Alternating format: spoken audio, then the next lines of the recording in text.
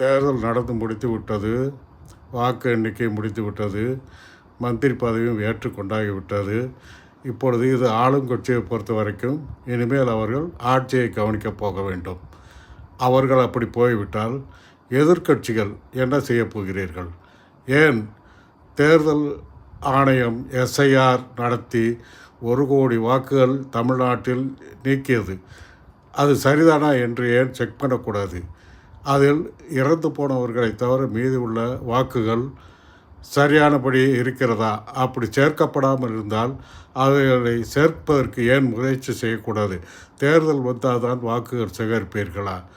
ஏன் இந்த மாதிரி நேரத்தில் சேகரித்தால் தேர்தல் ஆணையத்துக்கு பயம் வராதா? தவறு செய்ய பயப்படாதா? அப்படி இருக்கையில் நீங்கள் இப்படி மெத்தனமாக இருப்பதனால்தான் தேர்தல் ஆணையம் ஒரு நாளில் நடந்து மறுநாளில் தேர்தல் முடிவுகளை வெளிக்கொண்டு வந்து கொண்டிருந்த தேர்தல் ஆணையம் 1952 72 வரைக்கும் அப்படித்தான் இருந்தது முடிவுகள்.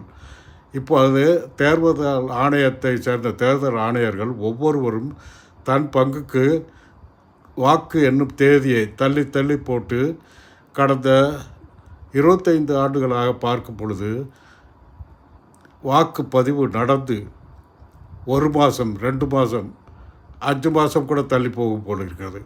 எங்கோ காஷ்மீரில் ஏதோ கலவரம் நடந்தால் அங்கு தேர்தல் நடக்க வேண்டியிருந்தால் இங்கே தமிழ்நாட்டில் தேர்தல் நடத்தி 5 மாதமானால் கூட வாக்கு எண்ணிக்கை செய்ய மாட்டார்கள். இதையெல்லாம் கூடவே கூடாது என்று ஏன் நீங்கள் போராடக்கூடாது? ஒரு நாளில் தேர்தல், மறுநாளில் வாக்கு எண்ணிக்கை என்றதை கொண்டு வர வேண்டும். அப்படி கொண்டு வரவில்லை, அது இல்லை என்றால் அது எதிர்க்கட்சிகளின் தவறு தான். எதிர்க்கட்சிகள் இப்பொழுது ஆளுங்கட்சி ஆளப்போய்விட்டது போல் எதிர்க்கட்சிகள் நாட்டை திருத்த பார்க்க வேண்டும். தேர்தல் ஆணையத்தை முதலில் திருத்த பார்க்க வேண்டும். நீதித்துறையை திருத்த பார்க்க வேண்டும். இதெல்லாம் உங்களுடைய வேலை. அந்த வேலையை இன்றே தொடங்குங்கள் என்று கேட்டுக்கொண்டு நான் எனது சேனலை சப்ஸ்கிரைப் பண்ணும்படி ஒவ்வொருவரையும் கேட்டுக்கொள்கிறேன். தயவு செய்து சப்ஸ்கிரைப் செய்து என்னை ஆதரிக்க வேண்டுமாய் கேட்டுக்கொள்கிறேன். நன்றி, வணக்கம்.